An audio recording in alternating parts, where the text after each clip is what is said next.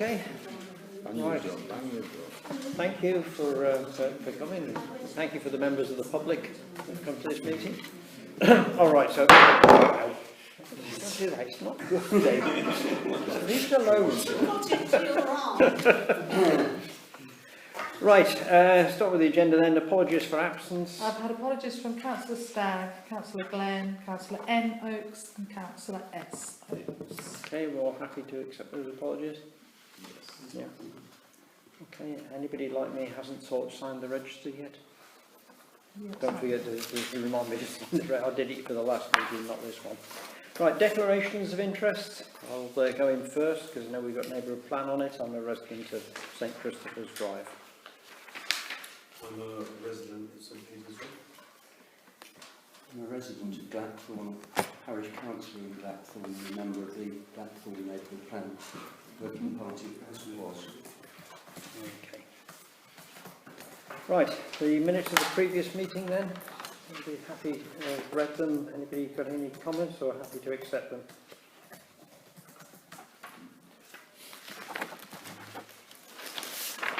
Happy to accept them? Have a proposer for them? Yeah, Councillor Chester and the seconder, yeah, Councillor Humphreys. I'll just check that you were there. You can actually approve minutes even if you weren't there, and you can vote on them as well. Yeah. I did not know. I don't think we ever have done. No, I don't think No, we you have. can. Do it first.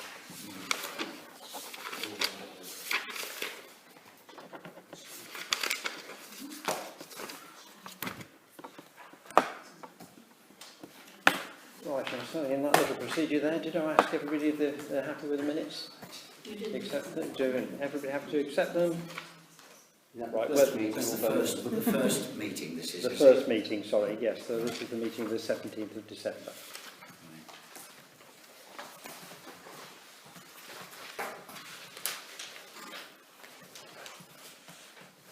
Yeah, I think it's the 7th of December, 7th of January. 7th of January Why would have be we got the better. 3rd of December then? Yeah, I've given you the wrong minutes, and I've given myself the wrong minutes as well. Right, just wait, I'll just print now. So we don't have to use, we don't have to look at that. That's more paper Gone for bonkers. recycling.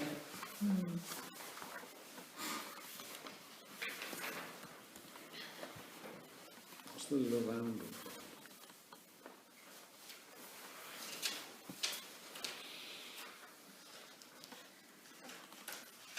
Are we all right, Emma, if we're going to do things out of Just- sequence? As yeah, we do just carry on. The participation.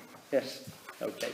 So participation from interested parties, and first we've got the Vintage Festival group, who are partially addressed correctly and partially not. One of you is. Good evening. Right. Good evening, and lovely to see you all. And we are here on behalf of our annual Vintage Festival group. So, cut to the chase. Following the success of the 2019 Vintage Festival, we're delighted to be here this evening to launch the 2020 annual Vintage Festival once again. Feedback from the event last year was very positive from local businesses and the general public. This year's event will follow a similar size and format, with a few improvements here and there, and some extra steam engines possibly, and some extra vintage tractors.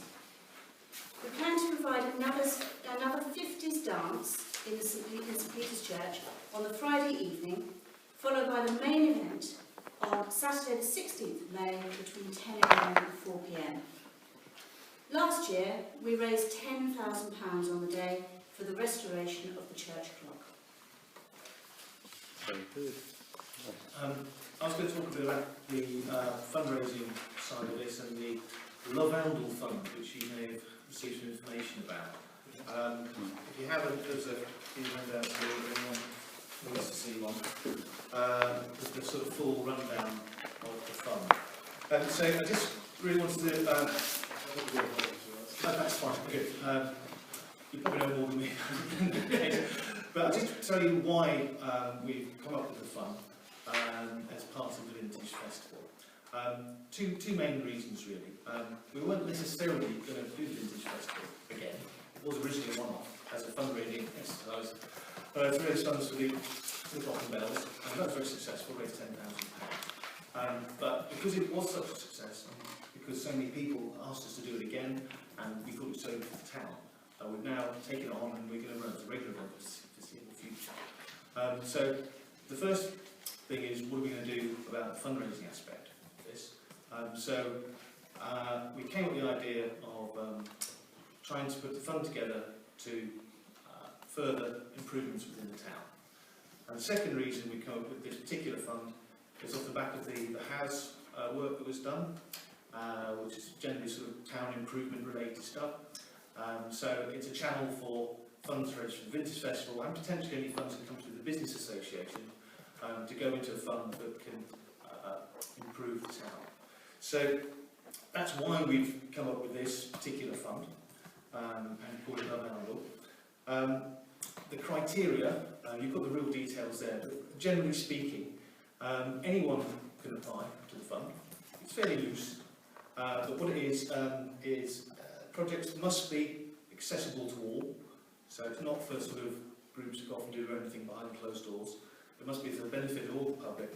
And the one line of the document privacy, the aim is to encourage local groups and organisations to continually invest in the town and its assets. And that's really important to what we want to see money raised. And we think that will be of benefit to people who are going to maybe put a few quid in the bucket on the day of the festival. So sort of just a few examples of beneficiaries that might apply that we would see as being appropriate would be improvements to green spaces within towns potentially.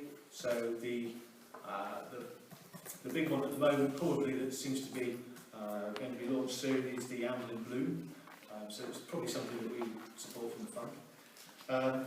Enhancements to any sort of public areas and streetscapes, anything of that nature. So if someone came with an idea to put some benches somewhere, or the cycleways project needed a bit of help, then again that would be the sort of thing we'd look at.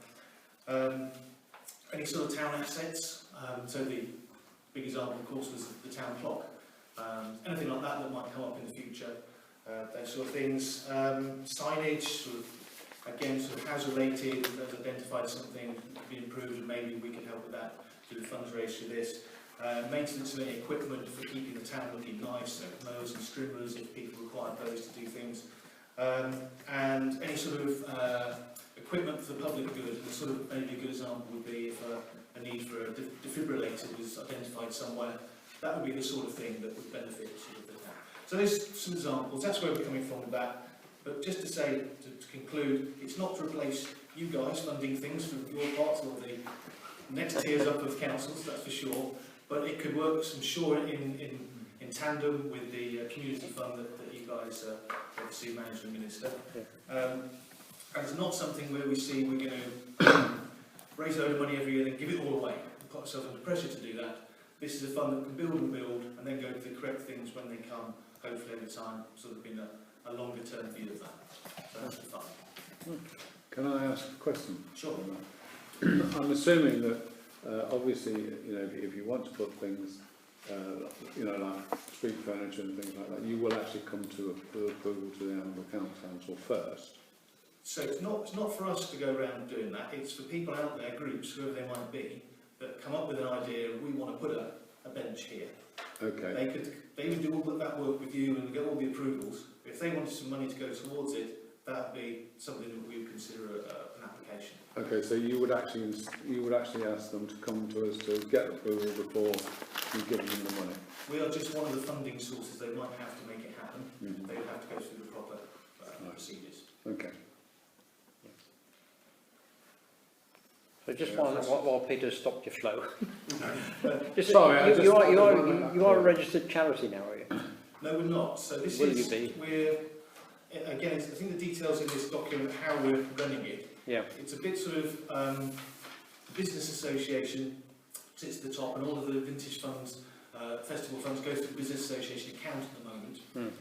I think the view is now this is going to be a longer term project or a vintage festival that we're going to need to get a bit more organised on for next time around. So we'll have our own, and then we might look to do all the charity stuff. I don't know about that. So it's fairly, we're trying to tie our hands with this, but we just want something that we can put on the side of a bucket. We can say, this is for everything been raised for this festival, it's going to the Love Oundle Fund. Oh, what's that? Well, it's improving the town for the benefit of all.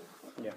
So that's the general idea of the moment. Yeah, one of the reasons I asked the question is that there have been at times when people who are clearly not charities have been going around doing things. You know, we're putting their names on buckets.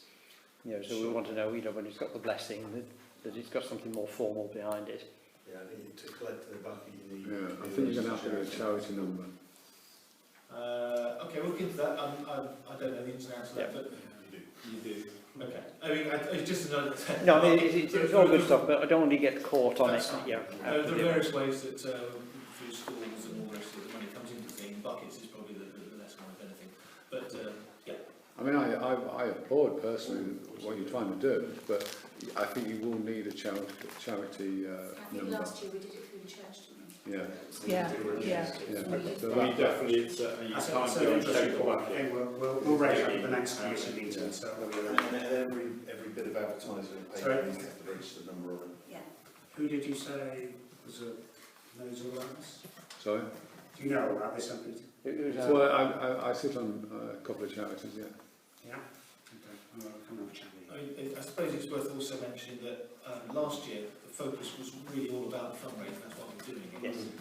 This year, going forward, fundraising is an element, but it's not the be-all and that's not the reason we're doing this. It's one of the reasons, and because it's such a good event, all good reasons why everyone hopefully sort of understands and enjoys the event. That's what we're doing as well. So it was amazing.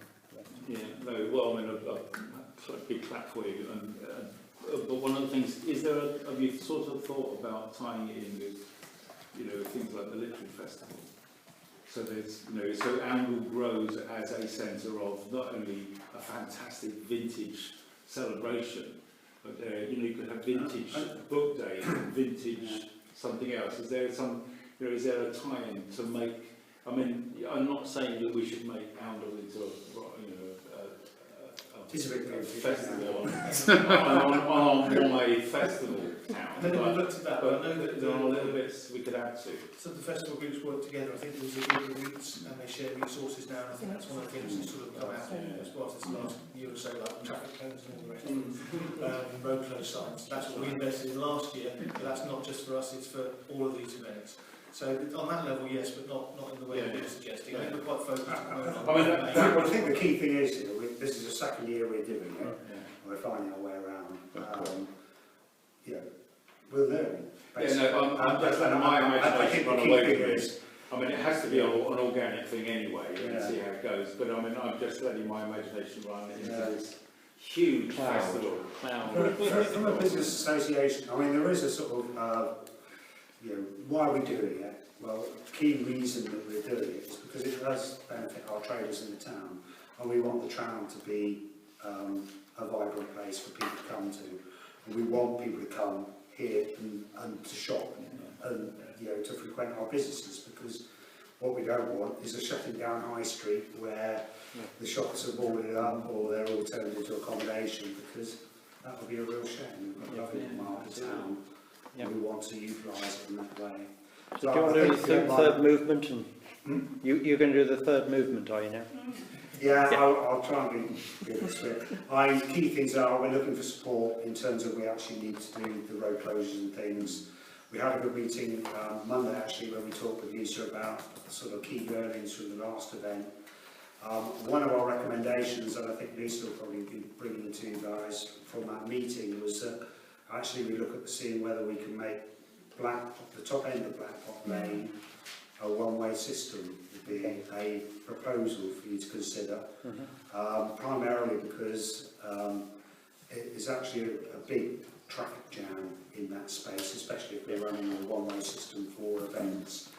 And quite a lot of people were coming out of Oundle School, turning up there, and we were ending up with huge queues of traffic going up Blackpool Road.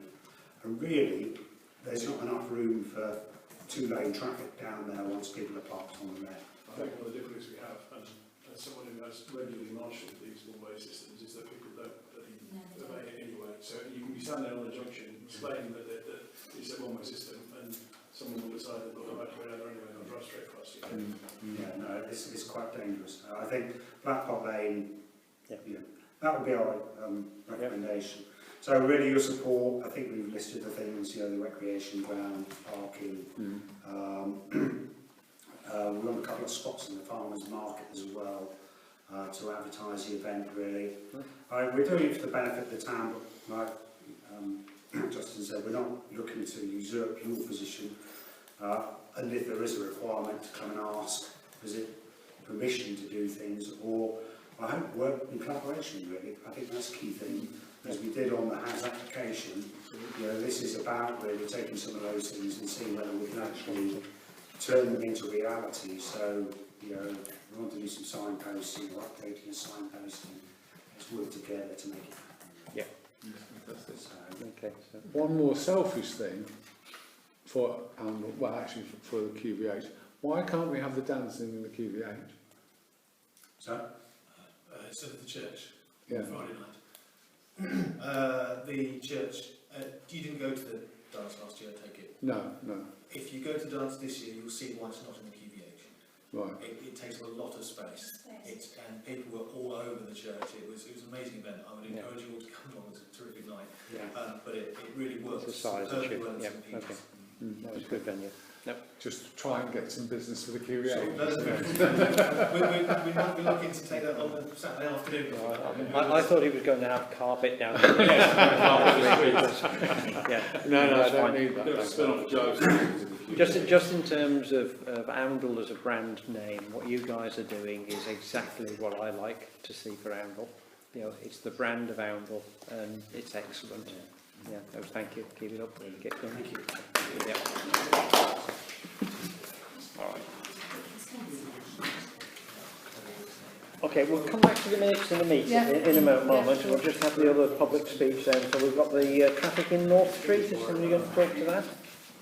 Well, there's a gentleman sitting there that wants to talk about the North Street traffic, and also there are three letters, one from the same person twice, and this gentleman himself who also gave me a letter, which I hope you've obviously read. Yep. And if you want to come and speak about it, you can do it with pleasure. There's not really a lot I can add to the letter. I mean, it's really it's drawing the attention to the problem that's there. It's quite concise in that letter, what I'm talking about. I mean, I can't really, as a normal local individual, I can't, well, I probably could approach the county council, but I thought if it went through the local council here, and you could give it a little bit of a tryout. Is it just worth giving a bit of feedback about Heritage Action Zone and what we were trying to do? A lot of things I read your letter with great interest, and it was very much chimed with what a lot of people have been saying. You know that, but last year we applied for a Heritage England grant to try to get some money to do exactly the sort of things that you were talking about within the town centre. When we were unsuccessful, but we were looking at £800,000 grant for £400,000, which we would have to fund match. To do what? To do exactly the sort of things on that. Fix the road. It's that sort of money that we're talking about, unfortunately. And we engaged with North West County Council. Their highways people came down. We walked through the town centre and they looked at exactly those issues you're talking about. And they would be willing to work with us, but only if we can find £800,000 to do something. Well, I don't know if anybody ever goes down Old Street early in the morning. From about 6 o'clock in the morning. I live down Duck Lane. It doesn't really affect me in one sense, but it is a residential area all the way down, the whole street. But since I've lived back here now, the noise and the vibration is just, and the lack of, not the lack of speed, because that's one of the problems. But it's just dangerous and noisy. And, you know, I just listened just a little while about whatever was going on now, about functions in Oundle.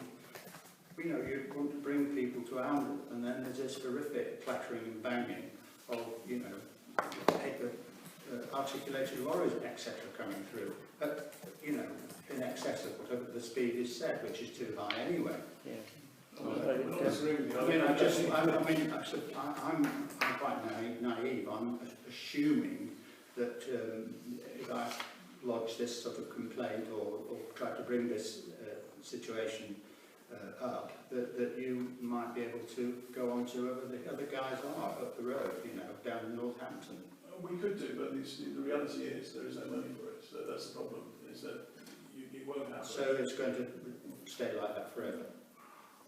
I mean, it just seems amazing. Can I just add a little bit about the history? We have had in the past the same complaint, and we've had things called Truvelo lines down, which count every single vehicle movement.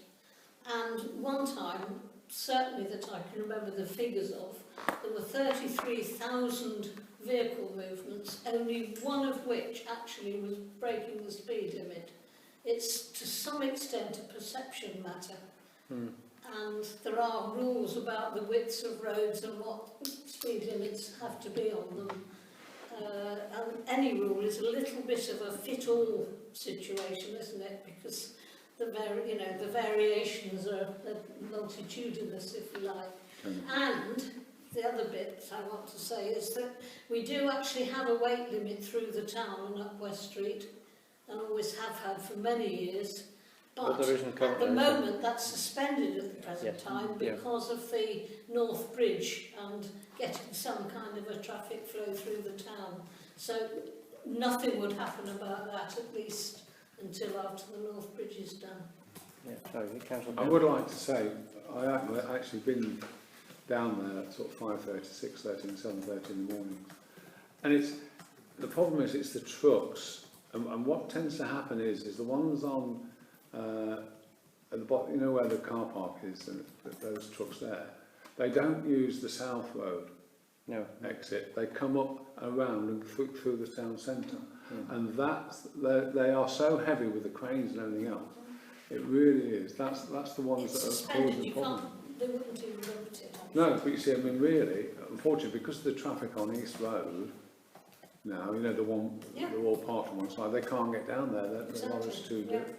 So they have to, and they come around through there, because at that time of the morning, there is no traffic.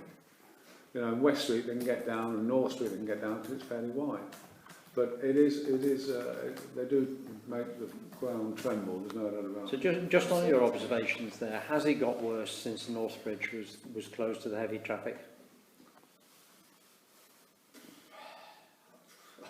It would be difficult to say because I've only recently moved, 2 years ago I moved into Duck Lane, but since I've been there, I mean, literally the buildings are shaking. Yeah. I mean, I'm not joking. No, you go down there and you can feel it inside the core of your body as you on the street. Now, you know, as I pointed out, I mean, you're trying to attract people to come to an Oundle to look at the beautiful architecture. I mean, actually, it's continuously being eroded. Yeah. And I mean, everybody. I mean, and again, it's a residential area. You know, it's not a bypass or anything. I know it is. Yeah. But I mean, that doesn't mean to say that even though it's an A road, you have to maintain a no speed limit. No. I mean, you can obviously the regulations you can apply for all different types of usage. And I just find that certainly the speed of all of them. I tried it the other day. I drove down there at just under 30 miles an hour. Well, believe you me, as it's a one-way street, certainly coming from Peterborough this way, they crank the speed up. Yes. Because they know there's nothing coming the other way. And it's an absolute fact that there's all this. I mean, it seems a contradiction to try and, you know, tart the town up, as it were, and then have all the road services. It's in the middle of the town outside where the old bank is as well. Yeah. I mean, and I cycle as well, and so it's an absolute hazard, Yeah. especially if kids run out. And that's the other thing is, of course, the whole of North Street is really school, you know, Yeah. with literally hundreds and hundreds of kids crossing the road all the time. So, I mean, it can't be right. no. You know, it just seems wrong, the whole concept of how it's being run at the moment. Yeah. So we did, as part of the Northbridge work, look at various options on one-way systems around the town, you know, to try and alleviate this traffic problem. That, as a pressing need, went away because the traffic didn't turn out as bad as we thought. We're not going to be able to get another sort of chance to look at this until the bridge opens again. So, when the bridge reopens, is it assumed that it's going to get better? It will get back to the weight limit again. You know, so that we had the town centre Oh, I weight see. limit. So the weight limit starts at the other side of the bridge. No, so what happens is the town centre has a weight limit on it, so you can't take the Where heavy does that vehicles. start? Sorry, where? Does the weight limit start? I think it does start at the bridge. You know, as I remember What, it. at the far end or this end? The far end of Northbridge. Yeah, so it was so you can't come over the bridge with You shouldn't come over the bridge. over whatever it is. Yeah, so buses were allowed over there, but the heavy vehicles weren't. Yeah. Okay. Coming into town. Sorry? Vehicles coming into town. Yeah, so delivery vehicles are accepted just through traffic. Okay. Sorry, and we need to cut it at that point, but you know we will. You know, we're behind you on this one. You know, we just hands are I tied mean, to the extent. you know, it's a fantastic, it's a wonderful town. It is. You know, Yeah. and it seems just a shame that I don't know how you'd approach it. That's why I've come to you. Right. Okay. Then. We will keep trusting. Okay. And we'll continue to With try. you even more. But we'll continue to try because it's an important, we all agree with you, it's an important town, yeah. we love living here, so it's... I mean, just as a slight appendage, I don't know if anybody's been around the town this last few weeks, but the town was blocked solid with 2 articulated lorries last weekend. Yeah. It was blocked, and of course people going down St Osiris Lane, if you've got a blue badge, you park wherever you like. Yes. Yeah. And It was added to the problems. Yeah. Jammed Yeah, it okay. all round the town, down East Yeah. Road, all the way up North Street. Nobody could go in any direction because of the 2 articulated lorries. Yes. One of them went straight over all the bollards, especially, which were on the corner as you go down towards Waitrose, over the last week. Yeah. Straight over all the bollards, it just turned round the corner and went over the whole damn lot. Yeah. Because, I mean, I don't understand it. No. You Okay. know, there seems Right, to be so- no control over the large No. traffic No. and Okay. speeds. So thanks for raising it. Okay. Well, it is on our minds. Okay, Okay then. thank you very much. Thank you. Thank you. Right, so just to go back a stage, Yes. if we can go back to the minutes of the 7th of January, it is just a typo at the top there. The dates 3rd of just not December been should be the changed. They 7th are of minutes. January. So is everybody happy with those minutes? No. You're not, right. There's an item to raise here. Okay. 7:09 PM, just after Councillor Oakes and Councillor Oakes arrived, it says Councillor Sparks informed the meeting that he would try to speak to ENC and make some progress on working together to make the local plan of benefit to us. I offered to do that. Yes, you did. in You the didn't meeting. say that you would do. Well, you the offered. meeting didn't come back and say, yes, please, we want you to do it. No, So, that's right. You've just made the offer. Yeah. Yes, that's right. So Councillor Sparks just- offered. Amended. Yes, to okay, offer. then. Yeah. And then if you initial it, then I'll initial it.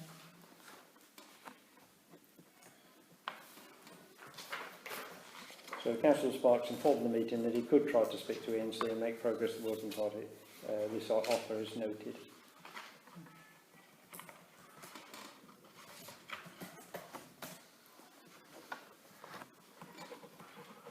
Okay, thank you, Roy. Right, with those amendments, if everybody happy to accept the minutes? Got a proposer? I'll propose them. And a seconder? Yeah. All those in favour? Sorry, who seconded it in the end?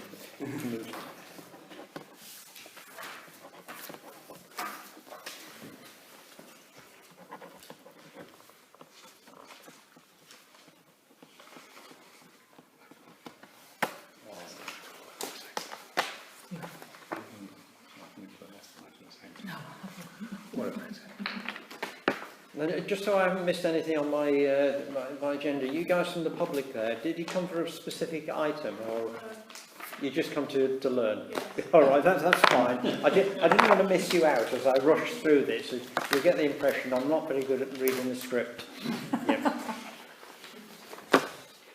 Right, and having said he's not very good at reading the script, he's not quite very good at writing the script either. I did set about writing a mayor's report and then realised I was just repeating everything that was in the minutes that we'd already had.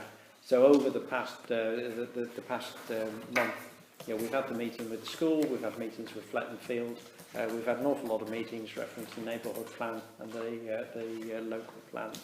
I would want to say one specific thing in relation to the neighbourhood plan, and that is a big thank you to 3 guys that are working full-time in their day job and still making a massive contribution to this plan. And that's not doing anything that other people are doing. But Peter, Ian and David, you know, I don't know how the hell you guys do it. You do a full-time job and you put all these hours into this. So thank you greatly for that one. I think I go down the crib sheet and just make sure there was nothing else that I've missed there, but neighbourhood plan Flettonfield and the Amble School we met up with. Christmas tree, by the way, you know, I was there for the going up and I was there for the coming down of the Christmas tree. You know, I was there for the carol singing and the wonderful community thing in St Peter's Church. And yeah, just have to say first off again to Peter for actually doing that. You know, how anybody can get a tree that price for free, I don't know. You know, it was wonderful, Peter. But the community thing around the tree, I know I wasn't here for the Christmas festival, which, you know, everything was said is brilliant about that. But that carol singing on Christmas Eve was lovely. It was just the town, it was just the people, they just stood there, sang, and then we went off to the church afterwards, and they managed to get a donkey in the church, and it was a well-behaved donkey, and it didn't piddle or puddle anywhere. He was wonderful. He had his own ideas on which way he was going, but no. But the Christmas was great, and Peter, thank you very much for that tree and all we did. I just wish we'd had a couple of the cars smashed because of the ignorance of the Amble people on the night that. Well, we did have that point that Jerry mentioned about marshalling. You know, we were just trying to tell people not to put the cars underneath the trees that were felling the branches off it. And you know, they were more interested in driving over my feet than doing anything else. It was just amazing. Incredible. But the majority of the town is very good.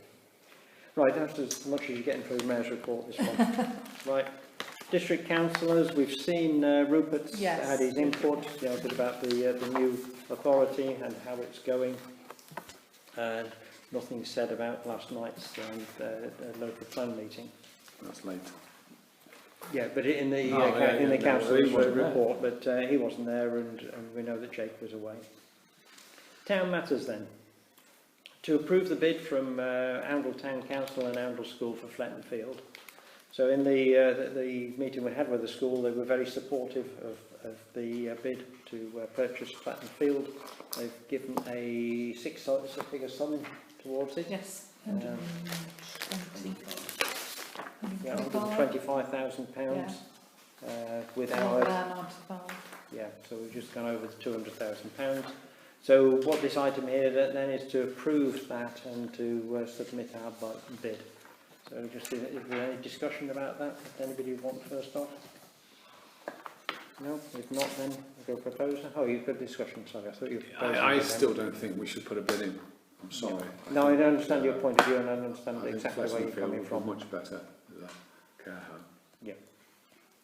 But yeah, that's what we're about. Everybody has their. I know. Right. I'm there. I'm not there. I'm the only one. But. Are you wanting a proposer then? Yes, please. I'll check with the proposer and a seconder. David's in there, a seconder. And all those in favour? Okay. All those against? One against. Can we understand? Thank you. So what I'm going to do, I mean, I think I sent you a copy of this as well. I've got until 5 o'clock tomorrow to put the bid in. Yes. I'm not going to be saying a great deal. I'm just going to put our bid in. Yes. And I know that there was some talk at some point that we can explain, but I think if it was going to the county council, it would be different. Yeah. You'd explain our reasons for having it, but this is just going to be commentary. I'm just going to say. Yes. Yep. Okay. Thank you, Emma. Right. To receive an update on from Councillor Sparks regarding the VE Day celebrations. Right, we had the meeting on the 6th of January with the Royal British Legion because it was inconclusive when we had our AGM as to what we were going to do on VA Day. We're going to join in with whatever anybody else is organising in the town, but we will also, at 11 o'clock on that Friday, the 8th of May, at 11 o'clock at the War Memorial, we will be holding a commemoration and a wreath laying, at which everybody is welcome to attend. We're hoping to get a bugler, and the standards will be there, and we will carry out our usual commemoration. So if we're able to get, the trouble is that's a bank holiday, isn't it? If we're able to get some volunteers, staff won't be at work that day, will they, with it being a bank holiday, some volunteers to control traffic for the duration of that service, which is only about 5 to 10 minutes. But we do need to stop the traffic in all three directions into the junction of West Street, Marketplace and New Street while we conduct that service. And I had a word with the clerk after our last meeting, and I said, could you put me in touch with any groups that are involved in anything? No, we don't know of any.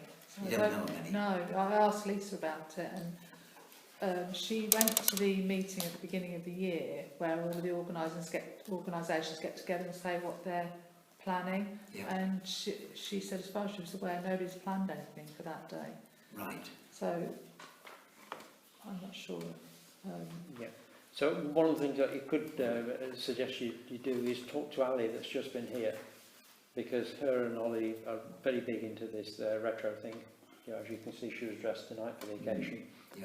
You know, so she might have an interest in making an event out of it. There's something else they're doing. Right. Yeah, so it's Ali Wimbolt. Yes. Yeah. Yes, she's... I'm quite happy to volunteer on the street, Roy, that's not a problem at all. I'll come down. In high-vis to control traffic. Yeah, I've got my high-vis jacket, so I can... And I can also ask, I mean, obviously it's not a work day, but you know, we do sometimes work on days that aren't our work days. So I can find out if anybody's available or willing to give up a bit of time. Yeah, smashing, that's great. My apologies, because I will be at work. But yeah, we will. I'll go back to the British Legion. We have another meeting in a couple of weeks' time, and I'll tell them that as far as we know, there are no other organisations doing anything, but we'll be in touch with anybody that wants to organise anything, and I'll find out just how much more they want to do. Yes. Because I think we should commemorate it as a town, and I'll find out how much more we can do as British Legion. If we have to lead it, then I'm prepared to do that. Just a quick question. When on about the road closures, I mean, holding the town up for the amount of, or it's only 5 or 6 minutes. I mean, how do we do that? We normally just stand out in the middle of the road to wait. And they're very good. We do this. We do this. Whatever day the 11th of November falls on, we do this. We've done it last year for D-Day. We did it for anniversary of the commencement of World War II on the 3rd of September. And the residents of the town, the people travelling through, are usually extremely good. They know what we're there for. We have had just the odd one or two that have complained, but in the main, they all wait patiently for 5 to 10 minutes, and no fuss, no bother. We just ask them politely to hold up. They do, and 5 minutes later, when we walk out of the middle of the road, the traffic just resumes, and there's been nobody complains. No. It's not respectful. So, yeah. Are you going to the church? No. No, you're not going to the church. unless the town wants us to. I mean, if anybody else in town is organising something at the church, Is there something at the church? I've no idea. Yeah, I don't, I as don't far go as to I'm church. aware, I don't think, I haven't heard of anything. I'll talk to Yeah. Stephen Webster and see what he's Yeah. got on that day, if he's got any plans. I would have thought there would be something, wouldn't there, in the church for the actual year.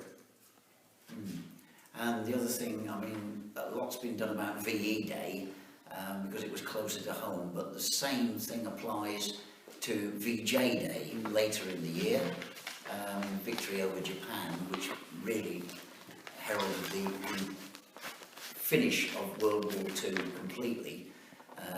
Although things were still going on until 1946, my father was still out in the Far East till 1946. But we will also do the same commemoration for VJ Day as well. We will again do that 5-minute service. Oh, and the other thing we're doing on both of those is we're going to the cemetery and we're going to put the wooden crosses on each of the 13 war graves in the cemetery. Okay. On that day, immediately after the 11 o'clock service. Lovely. Thank you, Roy. Okay. That's good. Okay, so to receive the clerk's report. Perhaps Nicely next brief, time. brief one this time, isn't it? Yeah. Yes. Yeah. Okay, so Wow. most of the We've stuff we're received doing it. then. Yeah. Yeah, it's received. Received the meeting notes from the HUD. So just on that one, we continue with our drive on the HUD. We are moving into the next phase of this work now. Really having spent the last 3 months, looking at the operational issues that we can do in terms of purchasing, where we're buying from, trimming down the hours. Really says we have to do something quite dramatic now. So moving into this next phase, I have the target, is to get us to cash neutral from the next financial year onwards. Although we have put a small budget in there. There's other opportunities coming up as well within the HUD, for other business things that we can do. So we're just looking at those as well. But the main one is to get these hours that balance. Okay, is there anything else, Emma, that we want to add? No, I don't think so. Yeah. Got a we meeting tomorrow, haven't we? Yeah, so we continue the meetings tomorrow. We did get the survey back from the, we did a survey of the users, and it was a very positive survey. So there's good news on that one. We've got a great facility there. We've just got to turn it round into a profitable, great facility. No, we don't. We didn't say something that has got a sustainable cost. Okay then. Yeah. So but when we say sustainable cost, that doesn't mean a big sponsorship. It means near cost neutral. Yeah. Cost neutral. Go on cost neutral rather than profitable. It doesn't need to be making a profit. It needs to be cost it neutral. should be valued in any case. Yes, I agree with your aspiration to get it cost neutral. Yeah. When is the next meeting? Tomorrow. Oh, I haven't got time tomorrow. Yeah. What's the meeting after that? Next week. We have them every week. Yeah. Okay, because I'd like to come on. I have an idea that I'd like to put towards the hub and for the QVH as well. So Right. I'd like to present that. Yeah. So maybe you can present it just rather than getting to the meeting. Yeah, I Yeah. don't mind. Yeah, Yeah. I can't do it tomorrow though, because I mean, It's okay. No, I've so got We've got a meetings pretty... all day anyway. yeah, have a chat. Yeah. Yeah. But, Okay. so it's going much better anyway. Right. Back into Just like to just reading through all these comments, I Yeah. think it's fantastic for what people are saying about the place. I think that justifies everything about it personally. Yeah. I'm very keen with the facility. We split two things. One is that community centre that we've got, which is a place that people can come and meet. And that's why, I don't want any of the overheads of the rooms or anything to go against the cafe part of it. And then the second part is the cafe. So but we've just got to get the cafe into that break-even situation. Yeah, no, the feedback was extremely It's encouraging. incredible. Yeah, I mean, yeah. I think the only comment making me smile is the service is too slow and the staff are miserable. Miserable. And didn't really want to read that one out. I was aware of it. But everything else is just brilliant. I mean, if I were a local businessman running a cafe and I had that sort of report come back, I think I'd be very, very proud. Yeah. Actually. Right, so back into the finances then. So we've got the first one is the bank reconciliation and balance sheet and hub trading account for December. Oh,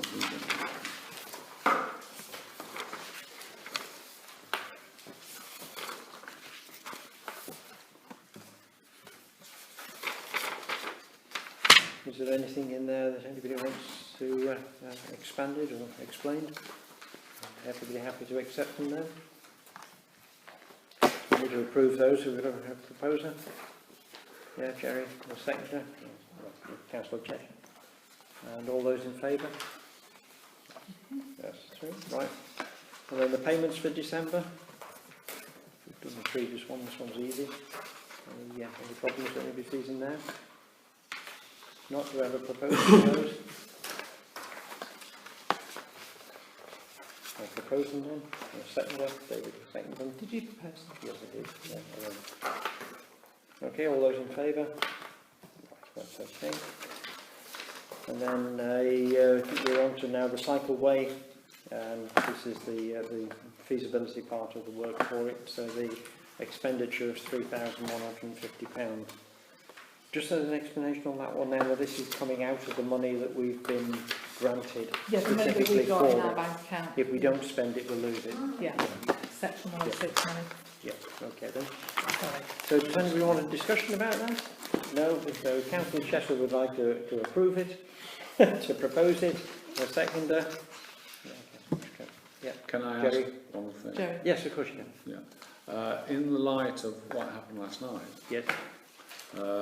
should we not get some sort of idea of where there might be a cycleway in Oundle? We know. Well, this is the proposal they've already come up with. So this is the one that goes. That will still go Yes. ahead with it. Yeah, we've got the money to do Yeah, it. because the housing is all set up in this bit. It's the one down Wakeley Fine, Road. okay, Yeah, no, not that's Wakeley fine. Road, Just sorry, double checking. Okay. Those in favour then? Yeah, those in favour? Right, and that's carried. That's lovely. Thank you. Right, neighbourhood plan then. I said to Peter I'd say a few words just at the beginning and then open it up to those that really know. I really want to say that we did have good support last night from several of the members of the ENC committee. However, we did lose it. There was 5 voted against Arundel, and there were several abstentions. We had a little bit of a conversation earlier about how many abstentions, but 5 out of 8 voted against us. The speeches were good, they were well coordinated, they had a common theme about the benefits to Oundle and the weaknesses of the ENC arguments. Discussion was better than some of the earlier meetings, but still very poor. There was lots of items there that we wanted asked, but the front of the gallery were not allowed to say anything. Many points were going unanswered, and there were several misleading answers that were given. One of the officers was just filibustering. He just talked for ages on anything, and you listen to it, he didn't actually answer the question if you'd asked him, but the requester gave up and just didn't challenge. And many of the questions that we would have asked weren't asked. Richard Palmer did report the Cotterstock Road development did not need the neighbourhood plan to proceed, and since its development rights were granted in the Arnott plan, then he would go through with it. Now, what he said was not true, but again, nobody had the power to challenge him in the meeting. There was a lovely argument at one point, all those sites such as Benefield Road were the highest scoring sites. Richard Palmer then said, but policy issues meant that other sites took precedence over them. And when you go back on policy, again, it was in misreading the Arnott policy. Yeah, and my final note on here is that those in the gallery witnessed local government at its worst, and I have to apologise to all of you. I left the meeting when one of the councillors was being particularly revolting, and I couldn't take any more without getting up and shouting at him, so I left. It was a better route. Yeah, so it is, you know, in terms of a democratic process, you know, that particular council said he thought the neighbourhood plan amble was a waste of time, and although I disagree with what he was talking about, I do agree with his statement. It has been a total and utter waste of time. These guys knew what they wanted to do at the beginning, and, you know, they didn't declare it. Having said that, Ian and Peter, you were there. What would you like to Do you want to go first or shall I? You go. Oh, all right, then. Okay. If I could be really, really blunt, unfortunately, I probably caused the young man over there to blush on almost every other word. No, he probably hasn't heard the words I would use. Quite frankly, E&C had no intention of allowing the neighbourhood plan to go through in any way, shape or form. The planners, I don't know what's happened to them, but they sang from the same hymn sheet as they've been singing from since May last year, actually the year before. There was no talk of compromise, there was no talk of allowing the better sites to go into the plan. They just wanted their 3 sites. To me, it was a bullying, blackmailing, whitewash of a meeting last night. I totally believe that the head of the group of councillors that leads the council at the ENC wants his name in writing as an epitaph, sorry, not as an epitaph, as a triumphant way forward for a local plan that is totally useless. He has decided that this local plan is his way of seeking fame and possibly getting a knighthood in the honours list in the next 3 or 4 years. It ain't going to happen because there are going to be too many complaints about this local plan. It is sheer and utter rubbish. It is absolutely disgusting to say that any democracy can survive with that sort of blackmailing tactics that both two planners last night put towards the ENC councillors. They blackmailed them into doing it, along, unfortunately, with the chairman of that meeting that night as well. So I'm sorry to say, and I know Tony were totally disgusted. Nobody listened. No, that's not quite true. 1 or 2 of the ENC councillors did listen, but they were made to is not too strong a word. They were made to vote to put the local plan through. It was, well, you know, basically, although our speakers were absolutely brilliant, and I can't say anything wrong about any of the 5 that stood up, there was no way we were going to be successful in any way, shape or form. And it's just shameful. I feel ashamed to be actually in the same room as them last night. Sorry. Can you hear what Councillor Clark's got to say? Yeah, there is. Sorry, John. No, the meeting went exactly as expected. I think, if anything, I was pleasantly surprised how well some of the councillors spoke, maybe not in agreement with us, but on our behalf. Yes. But, as you said, bullying is not too strong a word. I took notes all the way through, and the phrase is that you put yourself in a difficult position. There will be appeals, be it in Amble or the wards you represent.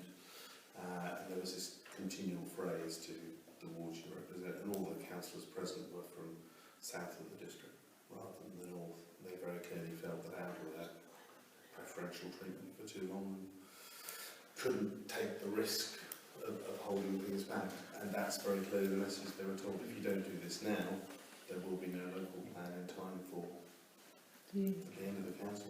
And the actual site allocations were irrelevant to that. It was just to approve to get the thing done. So it wasn't unexpected. It was nice to see some of the councils speak with logic and rationality, and others didn't. And you know, there we go. But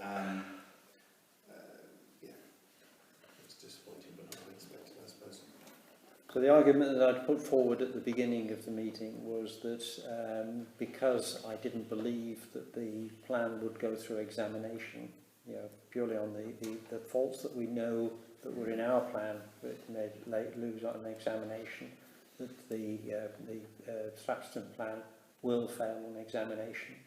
And if it fails on examination, then they will have no local plan.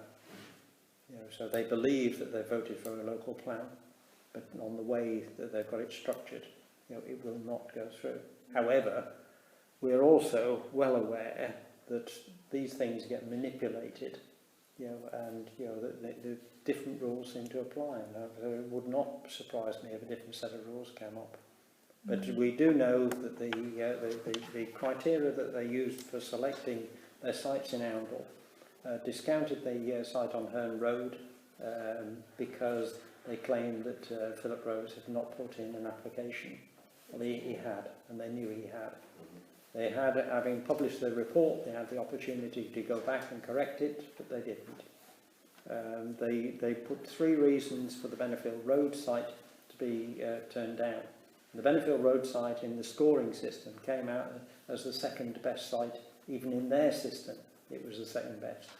But they argued about the historic content of the site, which had already been answered. They'd argued that the festival field was alongside the houses of Wakeley Close and therefore it wasn't connected to the town. And they'd argued some other sort of totally incorrect point, all of which had been answered, and the developers had answered the questions at the beginning of the meeting. So it will fail at examination because they eliminated sites and didn't consider them properly. And where Oundle's neighbourhood plan lost at examination on technicalities, this one loses on material issues. They've gone on to say that they will be promoting the site development at Cotterstock and at St Christopher's Drive. That they see no reason to stop those developments, and more so the Cotterstock Road one was granted, you know, its development through the Arnott plan. And the Arnott plan does not grant it at all. It's very specifically, it says it's a possible site, and even we've got, you know, the examiner himself saying, you know, that it is, the Oundle plan does not, you know, sort of stop that site, it actually just does not select that site.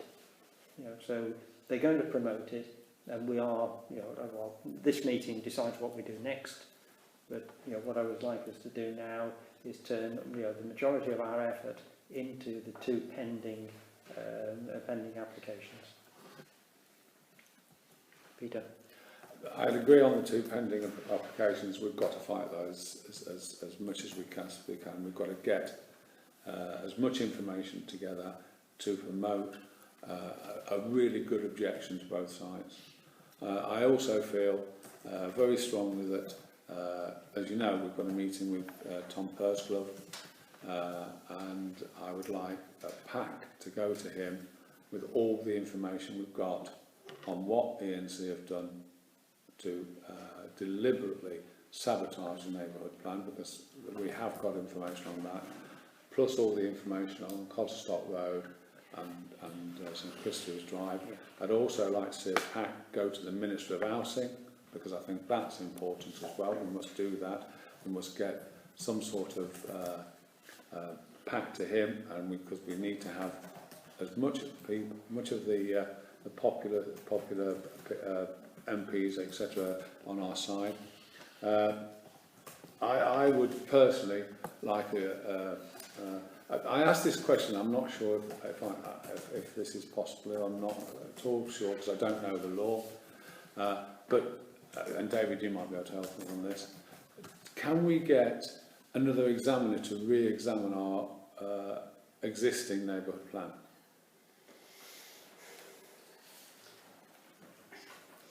Not by way, I don't think, some sort of formal appeal, but would have the ability to reverse the decision of the previous one.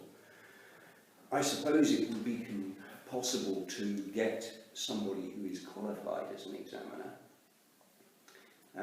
whether through MPs or otherwise, to go through all the material available to the examiner and the examiner's report and indicate to us whether or not he feels that the examiner is correct. But the question is, what would you do with that, even if you were told no, the examiner was not? Because on the face of it, the only way of challenging it, as we've said before, would be by a hugely expensive judicial review. And I think even to have an examiner do that, from what I gather, the costs of the examiner for our current neighbourhood plan were about £10,000. So we'd have to be considering spending. I mean, No, I understand that. Sadly, it would cost them an arm and a leg. You see, I mean, one of the things that the examiner continually puts in his report is the reference to the local plan. You mentioned the local plan quite a few times in the report. He should not have even read the local plan. It wasn't in his remit to read the local plan because the local plan wasn't actually fit for publication then. It had been taken back to redo, and they've only just represented it on the 29th of July after the examination. It So, still hasn't been adopted by the full sorry? It hasn't been adopted by the full council, it hasn't. Exactly. So you see that he should not have at any time read anything to do with the local plan. That was put to him through the ENC, which is totally wrong. It is, to my mind, it is a big fault of the examiner that he actually refers to the local plan in his report about our neighbourhood plan. He should not have even read the local plan. It is not his remit to read the local plan and the neighbourhood plan together. It was the neighbourhood plan he should be doing his work on, not comparing the two. And this, to me, what's happened is that was put to him in a way that made sure that the ENC muddied the waters to such a degree that his examination was unsafe. So You know, I think, in fact, I'll use the word that 5 times was used against our plan last night. It was unlawful. I think you know, from what David's saying is... I understand that. It's I the understand point that even if we win the argument, Yeah, no, we can't do anything with it. So I think we would sort of concentrate on the irons that we've got in the fire at the moment. We have our formal complaint against ENC, which is now at stage 2. Yeah. And sorry, Emma, did we circulate it to the rest of the council? I didn't circulate it to the rest of the council. We can I do just now, sent can't you- we? Yeah. Yeah. But we've taken that to the stage 2. You know, so it's essentially, well, David's seen it because he edited it. But we will, Emma will circulate that anyway, but that will go to stage 2. It'll obviously just get rejected the way it did the first time, but that will then give us the power to go to the Ombudsman. Please, I got that one out. Yeah. So, yeah, that's one of the irons that we're at. The next level then, we've got 2 sites that we must defend. We know they're not in the 30th of January. No, We've got a there's little only bit 12th more of time February, for aren't Probably they? the 12th. Yeah. But we've got to put together the arguments for those sites, and I think you know there are many little bits of complication that are coming up, which help us. You know, the one that I'm most interested in personally at the moment has been this discovery about the 430 metre long sewage and pumping station that the Persimmon will have to build for St Christopher's Drive. That popped out of a 2013 paper that hasn't appeared in any of the other ones more recently. So there's a significant tear up and so on to go on there. Anyway, those are the detailed arguments. The other thing I would like to ask for permission to do, and you know, I drafted a letter personally from me to David Brackenbury, but I would like I'd like the authority to write to David and just express the views that we've already gone through this evening. Is dissatisfaction with the way the process has gone, for Arundel. Peter. Again, going back to the 2013 and the water. Yes. That is also not in the local plan. Emma. I'm sorry, the letter that you were just saying that you want to write to David Yes. Brackenbury, is it about the meeting last night? Yes. Okay. Yeah. And you want that from the council? Yeah, well, I'd need to write it from me, but yeah, I'll just. Well, no, if it's coming from you, it's coming from Amble Town Council. Yes, that's right. Yeah, exactly. That's what That's I why mean. I'm mentioning So it you'll here. go and Yes. need to agree Yes. to that. But we need to get that out quickly, obviously. I can't wait for the next full tech council meeting. Is it intended purely to do with last night? Yes. Because otherwise we're going to blur the boundaries between our ongoing complaints. Yeah. Well, let me try reading it to you and then see whether it's not too long. Yep. So it says, David, I'm clearly very disappointed by the outcome of last night's meeting. Your chairmanship was, as always, very polite and structured. However, the quality of the debate did not reflect the information available.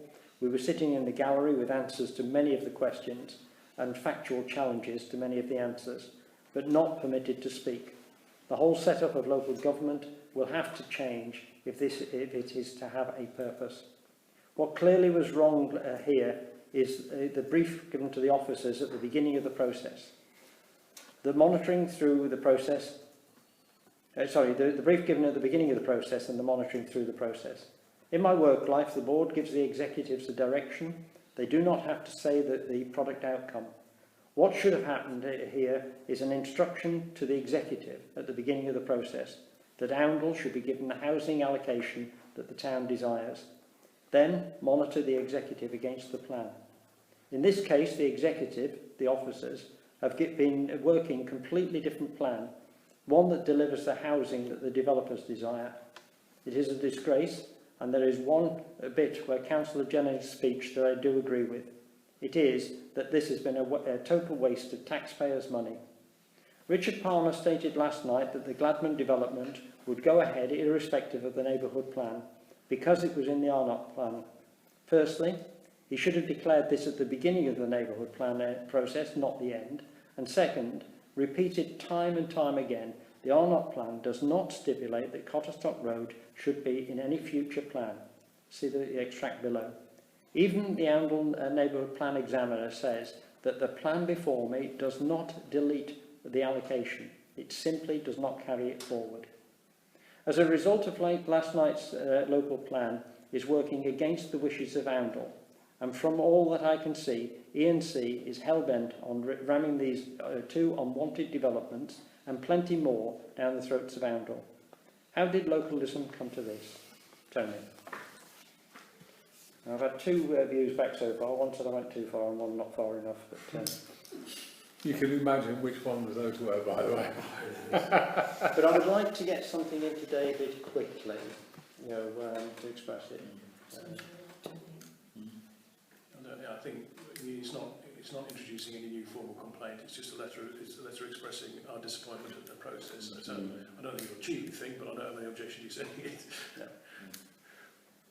Yeah, no, I think it's it has to be sent because we're all harbouring this resentment about ENC, and it's just getting worse and worse and worse. So there has to be some sort of conduit of dissipation for those sorts of things, and I think it's important that those letters are. I mean, I would go, I would side on the not strong enough, perhaps, but I think it's a perfect letter to send. My learned friend. I always hate having to make a snap judgment on something like Well, that. tell me, I can't David, sit down and another way of look doing it. But I am hesitant, actually. yeah, I can understand why. In the sense that partially it's timing as to whether or not the most appropriate time to do it is after the meeting or whether it's after our public meeting. Because the thing about the public meeting is we'll then find out whether the public actually agree with us or not. And it might send a message that we could say comes from the entire town, as opposed to those of us who sit around this table tonight. Which Could there not be is two? more effective.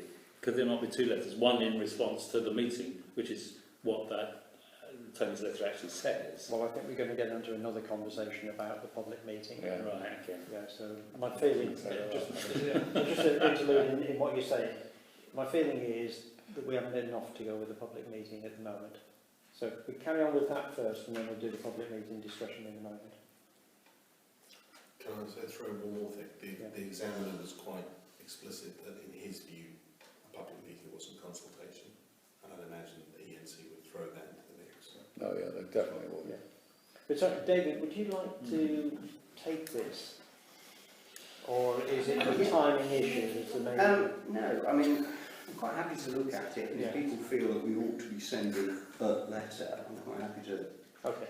If you would do that, I would like to get this particular one in early, and I think I've got enough sort of feeling around the table to say we're all right to go with something early.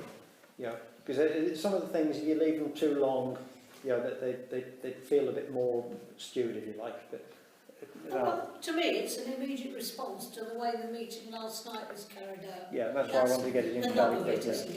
Yeah. All right. And if you stick to that, Yeah. and even you could mention or remind them of the fact that old mistruths, if you like, were still being perpetuated, Yes. which is Well, true. leave it to David then, and then we'll get it off as quick as we can. Do you want to just send it directly yourself as an email, or do you want it to? Yeah, I'll send it as an email.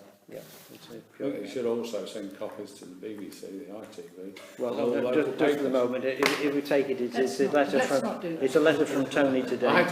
Yeah. From Tony to David. Believe Yeah. me, I'm So fully just aware to of move on then to what I broke into there was about the public meeting. I have a particular fear that we won't get the sort of numbers that we want at a public meeting on this subject. The turnout last night was not particularly strong, you know, and I think that the town has almost given up, and it would be a home goal if we had a. Sorry, have you sent the thing off to the advertiser yet? Yeah, that's- So we're already advertising the public meeting. We might be able to pull it if we have to. Yeah. Okay. I So. think it's worth having. Well, what my fear is, as I say, is that if we don't get a good, stone unturned then. if we don't get a good turnout, it's, you know, it's a very confusing message for us. You know, like ourselves, what do we do with a message that says people? The message might well be then that people have given up because of the exasperation of the process. Yeah. I think the issue is that we need to be making an effort to communicate. Absolutely. what's I think happening. so. Yeah, and I don't- That's the major thing. It's not. Absolutely. If we get rubbish turned out, and if we get everyone saying, "Oh, it's a fait accompli, there's nothing we can do," why are we spending? That was one of the criticisms of the inspector, was that we hadn't done everything to communicate. So I think, yes, I agree with you entirely. We should do everything we Okay. can. So Peter was just first, so just going. You see, my thoughts is that I'm with Tony on this. I don't think we should have the town meeting, but what I think we should do is, and it wouldn't cost a lot of money, because 10,000 leaflets only cost about £1,000, possibly less than that. We should actually put a vote for Arundel neighbourhood plan or for the local plan, and we should actually put it on a small A4 leaflet to be put into everybody's letterbox in Arundel, and with the express wish that they should send it back to Arundel Town Council with the vote. Because we can't do a referendum, but I think we would have a much higher percentage of people We can't, back we in. can't have a vote on the district plan. No, we can on the neighbourhood plan. Okay.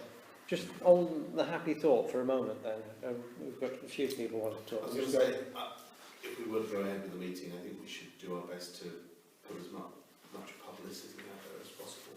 And Okay. even if it's the speeches that were said last night and, you know, the fact we're meeting the MP on the 5th, etc. Right. All of that should be put out in the public domain to either reignite debate or prove that people have given up. Right.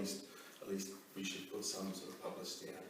And get Amps and Neem Valley Brewery to sponsor us. Possibly. So which one of you two was first then? You can go first. No, if you two. Oh. Yeah. I don't think we can put out a letter of a vote, a choice between neighbourhood plan and local plan. The inspector has said that the neighbourhood plan is not to go ahead in its present form. The local plan And the two are not in competition, it's not an either or.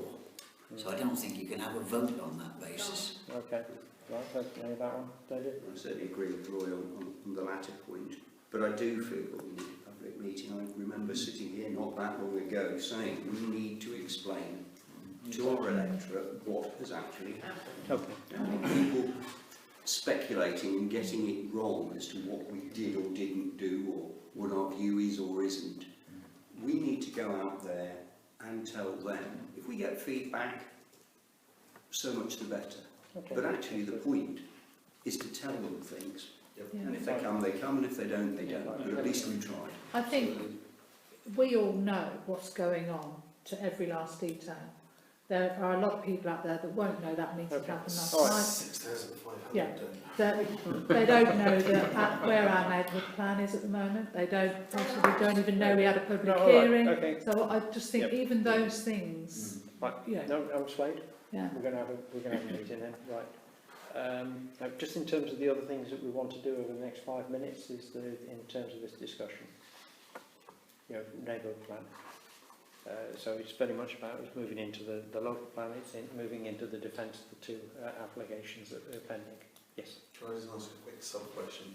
We've advertised the meeting in the advertiser already, so thank you for going ahead with it. What's the, we can put as much stuff out publicly as possible. We can put last night's speeches on the website, Facebook, etc., etc. Yes. Get the message out. Yeah, that's a good idea. So just plaster everything as much as we can. The more information, the better.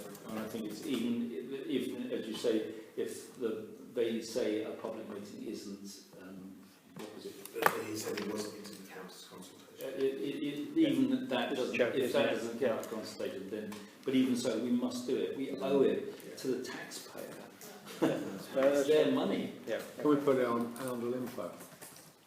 Yeah, no, once if we put it on the town website, I'll try and get the text of everything to you, maybe. Yeah, if Or you we can can let then them have. advertise that everywhere and maybe put copies here and copies in the library. And say something like, we need you to come to Yeah, it. absolutely. Yeah. Yeah, that's fine.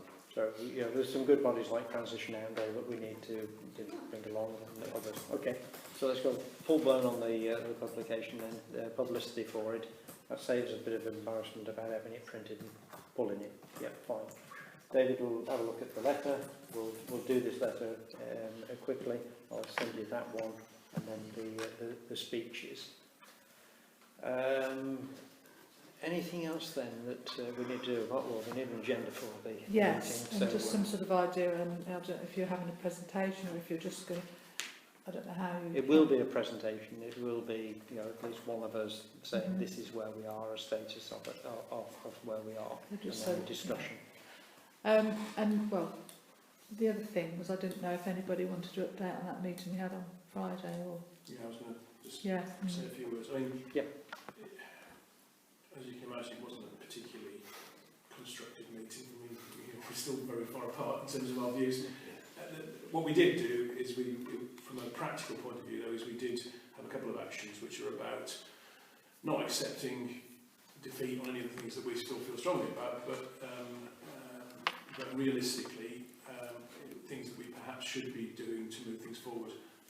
One was is the 3 actions on the bottom, and basically it was making preparations to include things that we might want from our neighbourhood plan to be incorporated into the local plan. So things like green space, we talked a little bit about Fletton Fields, things like cycleways. There's stuff in our neighbourhood plan that Richard Palmer was saying that he would be very willing and felt it would be suitable to include in the local plan. And we said we would bring that to full council, but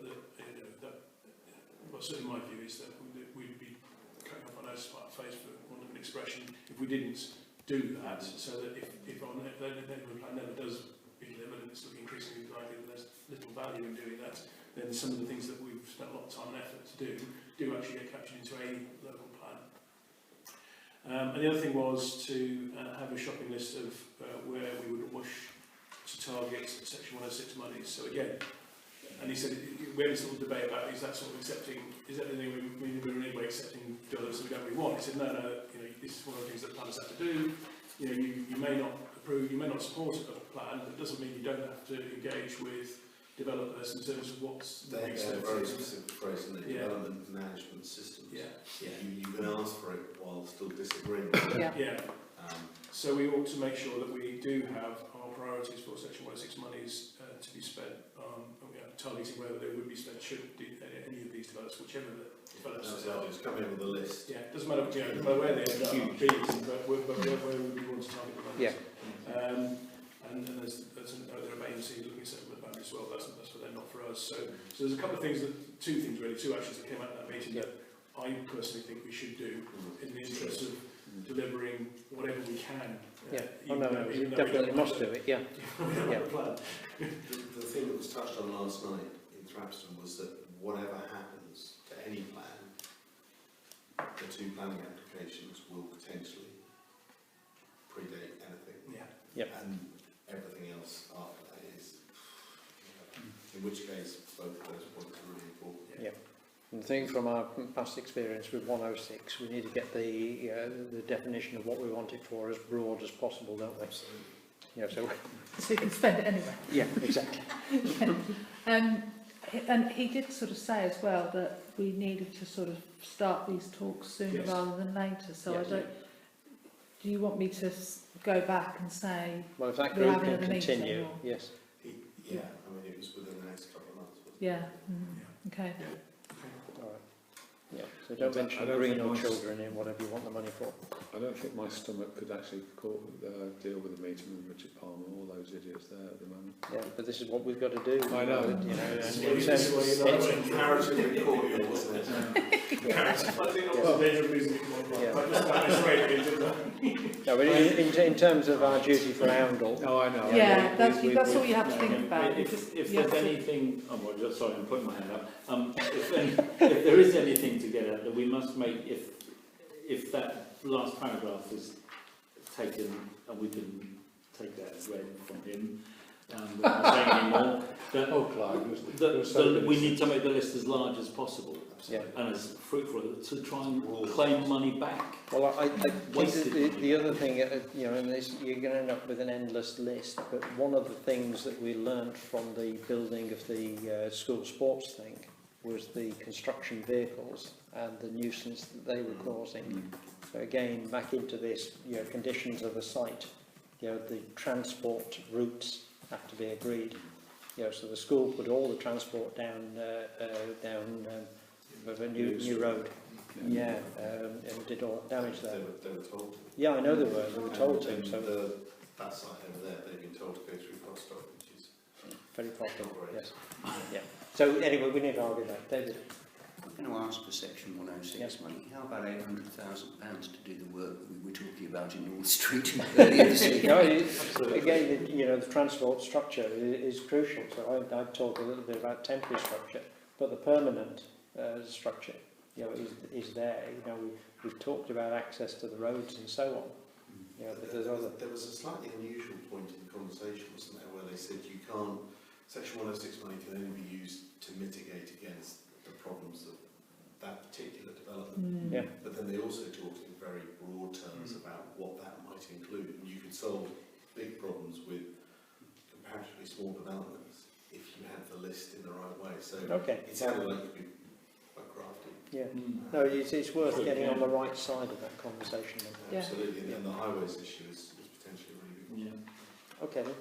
So we're all done on neighbourhood plans? Okay. To move forward a bit? No, we haven't got enough time to go through it. All right then. Right.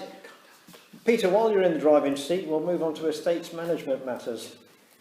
Update from the sports club, the Occupation Road, land ownership and the leases. Well, Emma, you're going to do us on this one? Yeah. Did you have you read the document? No, I didn't read it. No. We can't. I have read it.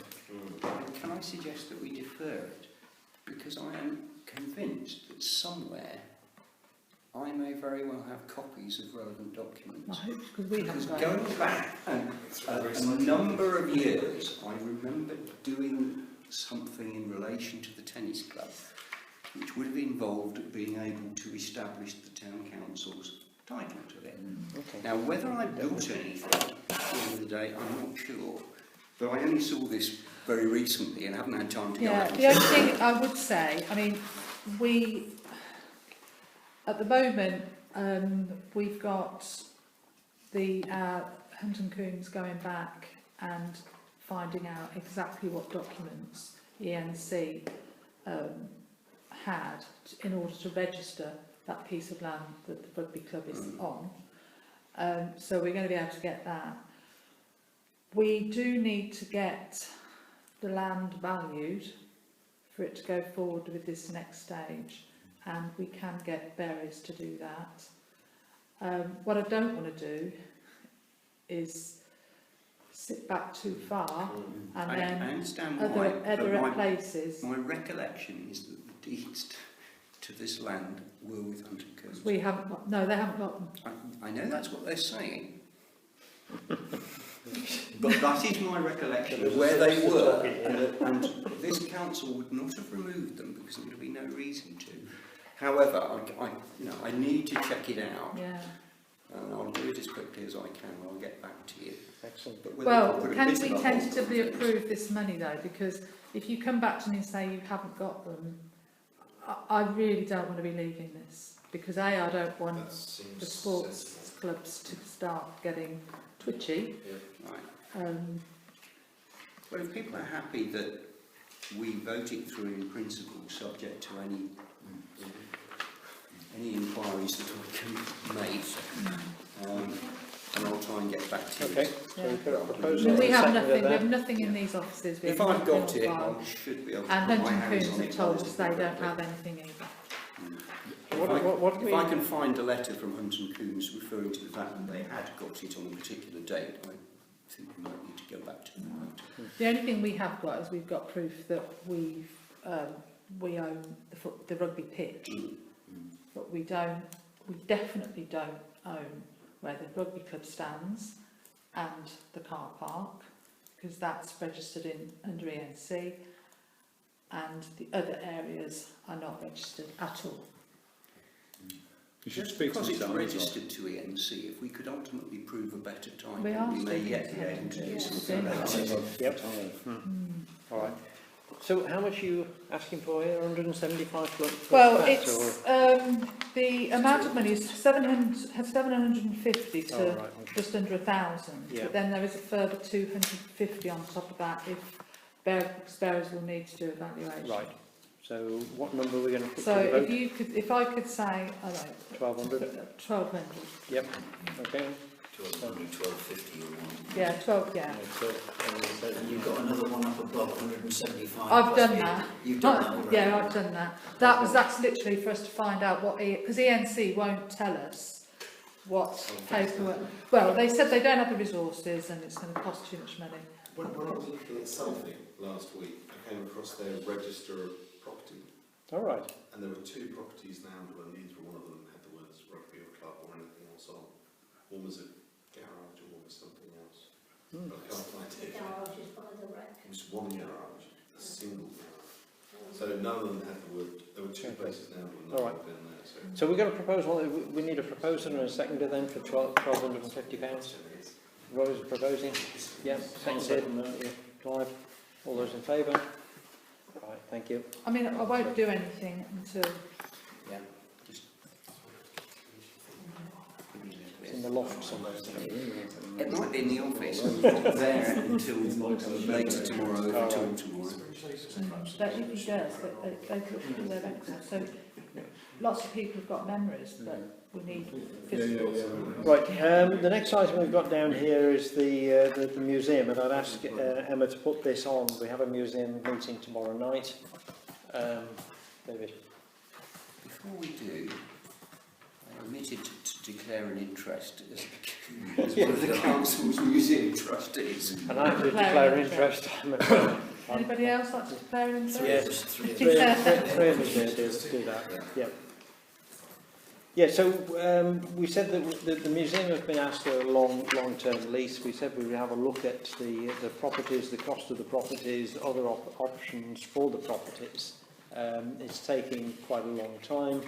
I would rather somebody else start this discussion, but the museum would like a lease in the region of 20-21 years, and we have a difficulty on the commitment that gives Anfield Town Council to the courthouse.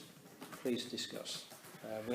For you to know, we have a museum trustee meeting tomorrow night, and I would like to go back to them with an indication of the thoughts of Anfield Town Council. Peter. I'm going to be the bad guy again. We should give them the lease, but we should also put the courthouse up for sale. Sorry, with a sitting tenant? Well, there's lots of sitting tenants down there. No, this would be, I don't think any of our tenants at the moment have 21-year leases. No, they've all got sort of 4 or 5 year leases. Yeah, but this would be a 21-year lease. Yeah, I know. But I mean, if we reduced. negotiate it, The one simple statement with you the make, buyer, Peter, is a major financial commitment to Anfield Town Council. but that's why we shouldn't actually commit ourselves to it. It's a separate argument anyway, Which is? selling the courthouse. Oh yes, but it was, Could be tied to it. the concept that if we today say that we're happy to give them a 21-year lease. We have a policy about length of leases, don't we? Do we? Sometimes. Oh, help me on It that. might be a Go on. fairly unofficial one. And we've done some very long ones. Yeah, but not 20. Yeah, down the cricket pitch. Well, isn't it? 25 minutes. Who's No. got 20? The museum. Sorry? The existing museum lease is a Who's 25 lease. 25? That was a 25-year lease. Surely We they also couldn't have did. 25 at the moment, because We we also haven't had- We've haven't just had the building approved for a lease, 25. 25-year lease for the Scouts Yeah. recently. Yeah. We've approved quite a few Well, ones. Bowls, tennis clubs. Well, they've got extremely long It's a leases. 25 lease. Yeah, I didn't We realise also we'd did- had that building for that long. was it tennis club a They've couple of got years that. back to 2066. Yeah. So What? yes, I've never seen a policy about Okay, so maybe there is not a policy. So let's just pretend we've had that bit of a conversation. Go back to square one. Are we happy to commit ourselves to a long-term lease? I think we should take this to the meeting tomorrow night, not discuss it here. Because I think sorry, Roy. we need to thrash out, as the museum trustees, we need to thrash out exactly what their plans are.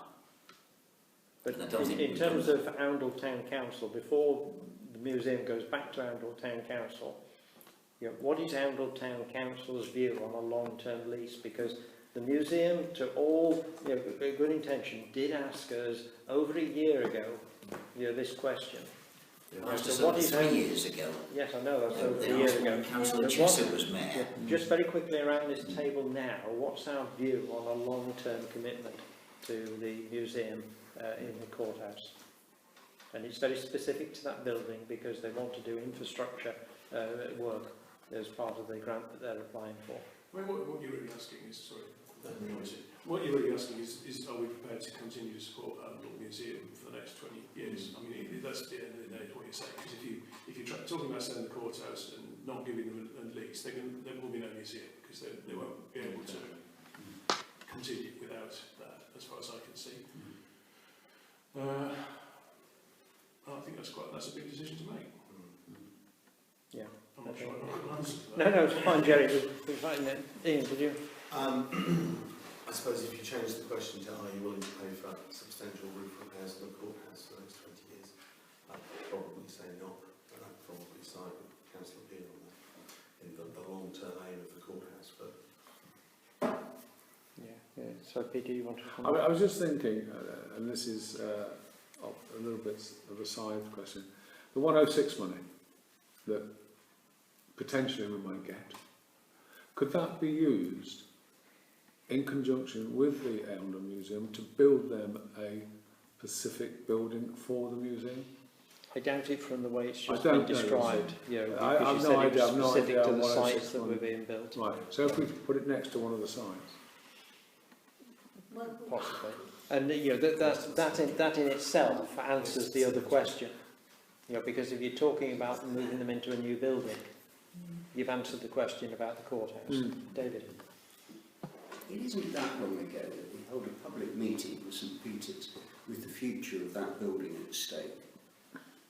And the attendance there was even more impressive than some of the attendances we've had around neighbourhood plan meetings.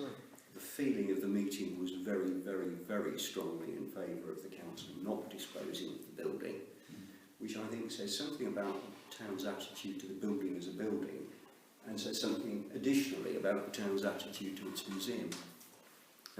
This council was hugely instrumental in the museum coming about.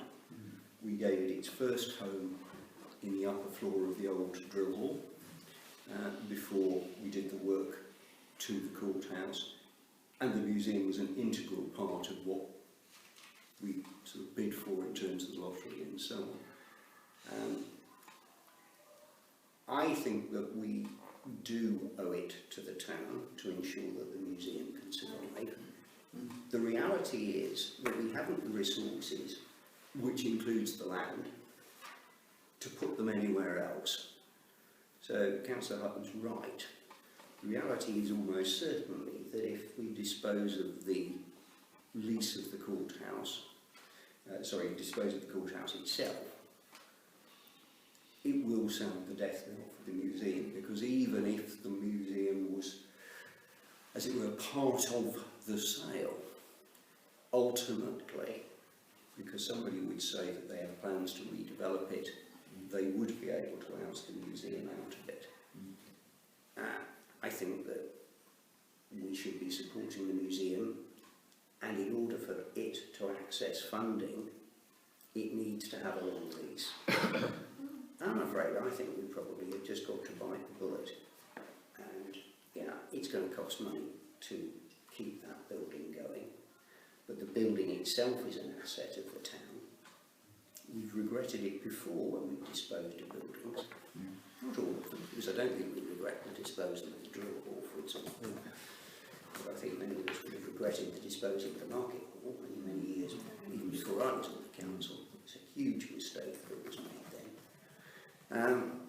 So I would be in favour of agreeing to it. And the only thing I would say is that we're effectively 4 meetings away from an election at which there will be a new council.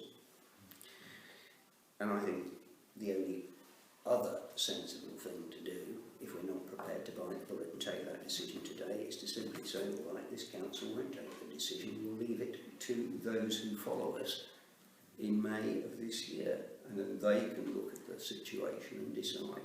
But the problem for the museum is that that's more months of uncertainty, more months in which they can't necessarily access funding and so on. And I think we need to give them the certainty. They've been asking it for ages, and either we back them or we don't. I think partly we need to be looking at it in a slightly different way. I see the museum as an asset to the town, and the building as an asset to the town, not as a drain on resource. And I think if you put that mindset in place, you then can look at it differently. I mean, we're going through quite traumatic times at the moment. And if all this stuff was recorded, like the meetings about the neighbourhood plan itself, the things that are happening now are tomorrow's history. But it's going to be important things. And all of that stuff needs to be housed somewhere and publicised. And if we look at it as a resource asset rather than a depletion of funds, I think, and I completely agree with Councillor Chappell. I mean, I think it's incredibly important. They need that reassurance to apply for the fundings to be, so they are self-sufficient, and all those sorts of things. And it's an incredibly important thing, not to just sell off family silver left, right and centre. It's incredibly important to a town to keep its history going. It is, yes. Yeah. I mean, we could look at putting it in the Victoria Hall. Yeah, we did. Well, one of the reasons I was linking it to. Well, what it did was, if they came into the Victoria Hall, it would virtually close the Victoria Hall down as a useful venue. Exactly. Yeah, so. I agree. Yeah. We've looked also and discussed a little bit with the Annual Festival people about an alternative site for them for their box office. Yeah. And if we could get a tenant into the museum that kept it open virtually every day of the week using the space, then it would be easier to understand it. But it wasn't right for the Annual Festival people. It was too far away from the town centre. So it's looking for these other opportunities. I've forgotten your name now, of course. I answer. All I would say is I completely understand what the Councillor Chappell is saying, but I know the times I have been to the museum as a resident, with my children, with my family, it feels, as a professional historian, not to do its job very well. And I'm its target audience in terms of who I can take there, and I don't feel the need to. So I'm not sure it does its job very well, and I'm not sure that people around will support it through their footfall. So whether it's the right thing within the wrong place. Well, as a trust, I and think then, if you want to not sell family jewels, as it were, put something better, whether it's start-up businesses or start-up whatever, that would use that space, but with less footfall, better. Yeah, I mean, I agree with you, and there is an element of that, of the museum being too much of a museum in some respects. It needs revamping, but that's not for us to say or do. So it's. They've been answered the question: do you want to give it 20 years? Count what? Well, the only thing I'm just saying, talking about revamping, and if they had a long lease, they would be able to get funding, which would be able to perhaps Yes. So upgrade their facilities. There is an odd on that one. Right. Sorry. No, I worry it's more of a mindset. Right. Let me try and get this really good museum. Right. back in the box for a minute then. They're running a certain. Yeah. What is it this council needs to be able to give them a long-term lease? What would we need? I'm feeling at the moment the room's about 50-50, and I'm not going to go to a vote on it because it's not a. It's probably about 2080. All right.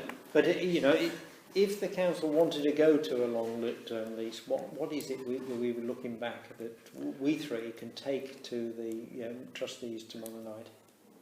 What is it they need to Well, be doing? can you with just town? outline very quickly what they want the long lease for? They want to Well, get some special funding. Yeah, they can get. What do they want to do with the funding? Revamp the museum. So they want to do the sort of thing. Cabinets and shelves and stuff. How much are they talking about? Because what they've said in the past is huge sums of money. Yeah. But So, they can't quantify that. They can't. They were going away to define it. Yeah. We're still waiting. Yeah. I think I'm both trying to play these two out at the moment. both as Yeah. councillors and as trustees of the museum, we need answers to that. We need to know what they've got in mind Yeah. in But terms just of one- size of a grant they're applying for and what they're going to use it for. Yeah, we've been talking about trying to get a business plan from Yeah. them. Well, they did. Yeah, they give up with the football. But okay, so there's one thing that we want, some specifics out of them. I would say they need to try and find a way to make the museum, whatever that is, more relevant to the modern now. Whether it's getting it out and about to the primary school, to people's homes, I don't know. But having a better website that works well, making Oundle's history. And the tours, the things we've looked at before. To be honest, what I think they need is they actually need to go to a modern museum to see how they work. Because at the moment, and I've been there as well, it's a waste. I just get bored walking around. But they're really Okay, can we just but they need a more professional approach. They've got the professional approach. They've brought in people from I think Museum Development East Midlands. They've brought in people. They've got a mentor. Yeah, Roy, I think we've got enough now for us three to go back for tomorrow night. I sort of appreciate the conversation. I think that was enough for now. Thank you. I'm quite happy to leave it. Yeah. No, I wanted to know what they had to do, and I've got a very clear thing on that. Essentially, we're going to make the thing more marketable. It's more what the public want. Yeah. Right. Then to consider and discuss the long-term long-stay car park. Oh, Jerry. Can I make a suggestion? I don't think we're going to achieve everything on this agenda point. Leave it. So we need someone to do what we've done with QBH and take it away and do it. Yeah, no, it was something that yeah, okay. Right, minutes from the planning committee We can meeting. do that, or are we just going to park it? Because if someone doesn't actually say that they're going to go and explore what is going to happen, then we're not going to go anywhere, are we? Yeah. Well, I'm quite happy just to bring it on next month's meeting. But Yeah. I know what you're saying. I don't know what anybody can do, to be quite honest, Well, in terms of the the first mitigating thing item. is it comply with the NC with the standing lease. It's not ANC, it's North. It's a Okay, private... sorry everyone, okay, right. Well, Right, right. comply with the owner, Yeah. to extend our lease. Yeah. Well, that needs to be done, doesn't it? Yeah. I mean, otherwise... What did you say, can we extend that? Yeah. Well, I've had a conversation with the owner, and he's not into any negotiation at the moment as to whether.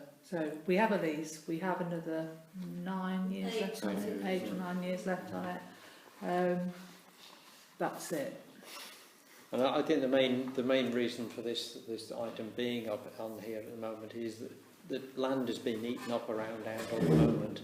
Is there anything we should be done? You know, quite honestly, I don't think there isn't much, but you know, we could bang it back to estates. Well, I mean, it's section 106, with 1 4. I mean, Yeah. you know, I've got our list of ones. It's what I was saying. Well, certainly when we had our meeting with the school, it was something that we raised. Yeah. with them. Did they have any land that could be made available for parking? And their answer was no, very No. rapidly. So, you know, and you just think your way around Angle, where is the car park space? Yeah. The answer is it's not obvious to find it. It's the multi-storey car park on QVH. Oh yeah, that's what, yeah, that was suggested, wasn't it? Or something right. along those lines. I think she's still in there, John. I'm frightened, Jerry, of starting a discussion on the subject, but what do you think is the better? Either to put it to estates, you know, as a smaller group to work on, or do you want to come back here? I think, like, like any of these thorny issues, the problem is we give it 5 minutes here and then we come back in a month's time and Yeah, give it another 5 minutes and nothing happens in the meantime. If we're going to do something, then we need to have a little working party that's going to actually go and try and think about things. Do we not have enough plates spinning at the moment? Yeah. Put our energy in, so let's not take yet another project on. Yeah. My thought is that I think you need, if you're going to have a working party, the working party needs to know why there is a working party. And I think to just go and... Could we invite Councillor Oakes, who isn't here tonight, so he can't argue, to draw up some terms of reference for a working party to look at this subject and bring that to us by the time of the next meeting? Okay. Could I, Jerry, put one more horrible spanner in this one? Is it possible for you to bring it up with the discussions you're having on the local plan? Because I thought long-term parking was an element of local plan. Yeah? Because that might be one of the most productive ends of it. I mean, it doesn't mean there's going to be an answer to it, but because I do know there was one line in the local plan where they had been talking about redeveloping the Longstay car park into an industrial unit. So we essentially say that if you can have that in the plan, you better find somewhere else to put the Longstay car park. Could I just ask as well, could the clerk just research something, which is, can a car park be an asset of community value? Because Yeah, if it can could, do. that might be something I don't else know we should whether, think yeah, about. I'll look it up. But that apparently only gives us a right to buy it at commercial rates, doesn't it? As I found out with Fletton Field. Yeah, it is an asset of community value. We can buy it for 1.2 million. Well, that of course depends on whether or not it actually, what its current planning use is and the chances of getting a planning. Okay. No, it's worth looking at anyway. Yeah, I can, yeah, Yeah, have a thank you. look. But yeah, if you could get that in your agenda, thank you.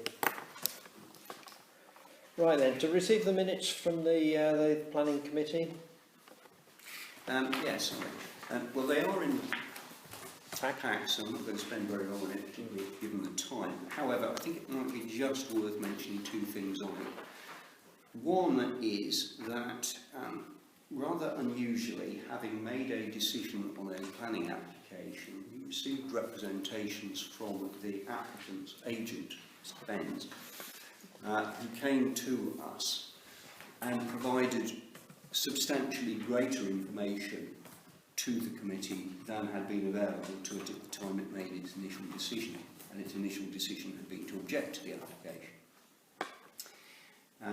Now the committee does have, amongst its various policies, a policy on whether it should reconsider planning applications, and they're quite tight for obvious reasons.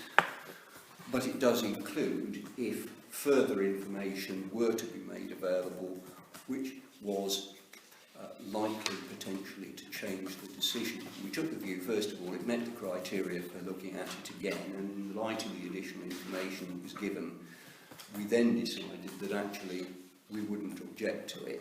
So we, in fact, cancelled our previous objection with the NC.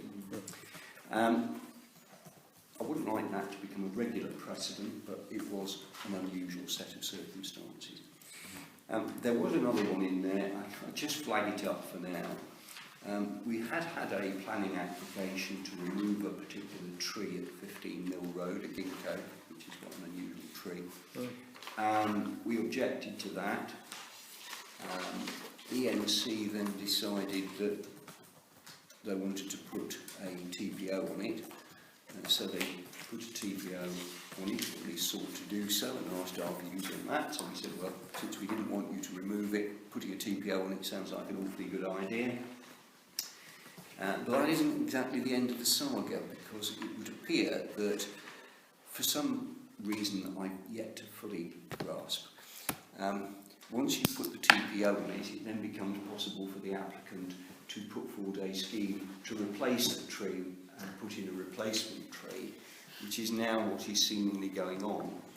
I'll be quite pleased when this saga comes to an end, because Mrs. Pollock, who is the applicant, has twice phoned me up in connection with it thus far, and I suspect I will get another one in due course when they come up with their replacement scheme. But it seems that on occasions putting a TPO is actually a precedent for removing a tree, which, you know, does perhaps sum up our views of the planning situation in this country fairly admirably. Other than that, unless anybody's got any questions. Okay, and she'd been in touch with me as well. Oh, right. Right, receive invitation to public exhibition for the proposals for the land off Clapthorne Road. This is the old Abbott House. I think we've seen the bits of plans and so on. I thought this has been turned down. Don't think it has. This is something new. Oh, okay. There was an This isn't application, but this is not that application. Interestingly enough, though, a lot of people who have got this scale of plans come to the planning committee first to sound us out. Which was the first we see of it was that. Which I may not be able to get along to take a look at. I'm sure at least some members of the planning committee will go, and in due course we'll see a planning application. Yeah. So this is not the Flettonfield development. This No, is this is the one on Blackpourn Road. Yes, Nowhere the it is. old Abbott Yeah, it was House. turned down before because it was too close to the road and too close to the school. Okay, I wasn't aware of that. Anyway, so it's just to receive it. So it's there. It's open for everybody to go and attend it. Personally, I think it's a good use of that piece of property. But, listen to everybody else's input. Right, correspondence for information then. We've got a thank you letter from the cricket club. So, yeah, thank you, Clive, on all your work on getting them into a more cost-effective machine. But I believe they bought a big machine second-hand or something, did they? Yeah, Eventually. I don't know what the outcome of it was. Yeah, but anyway, they're going to say thank you. Yeah, and then another email from the trustees of the church clock. Thank you for the grant. Yeah. Right, any other relevant matters for report only? You're all very good people, thank you. Well, I'm still being told how lovely the lights are. I've told them we've taken them down. No, No, they really were, you know, and I have to thank Emma and her staff for that. Yeah, because I know we're such an awkward bunch to get on with at times, you know, and especially like something like that. That she led us beautifully down the road to some really impressive lights. I think we're mild as lambs. Yeah. Good. So, No to anything. Yeah, yes, a note to Emma to say thank you. No, they were good, weren't they? Yeah. Okay, thank you. So with that, I'd like to call the meeting to an end, and apologies for it going on about half an hour longer than I thought it would. And you get